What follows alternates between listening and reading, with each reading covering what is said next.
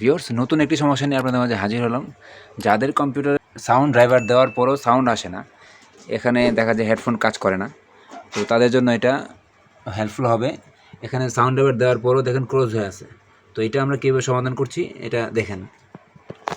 এই যে ভিউয়ার্স, তো সাউন্ড ড্রাইভার দিলাম এখন, তারপরে দেখতেছি সাউন্ড কাজ করছে না, হেডফোন কাজ করে না। তো আমরা কী করবো এখন, আমরা চলে যাবো দিস পিসি, তারপর চলে যাবো যে উইন্ডোজ সি ড্রাইভে। সেখান থেকে আপনার যে প্রোগ্রাম ফাইল, তারপরে যে ইনস্টল করা রিয়েলটেক যে ড্রাইভার ইনস্টল করলাম সেই ফোল্ডারে ঢুকলাম। তো এখন আমরা কি করব, এই যে এটাতে ডাবল ক্লিক করব, আসছে। তারপরে সেটিংয়ে চলে যাবো, এই সেটিং, এখানে এই যে ডিসেবল ফ্রন্ট প্যানেল করা আছে, এটা ইনেবল করে দেবো। জাস্ট এই যে ইনেবল করার পরে দেখেন সাউন্ডটা ইনেবল হয়ে গেছে। তো এখন যদি আমরা হেডফোন ইউজ করি বা যে কোনো কিছু ইউজ করি, এখন প্রপারলি কাজ করবে।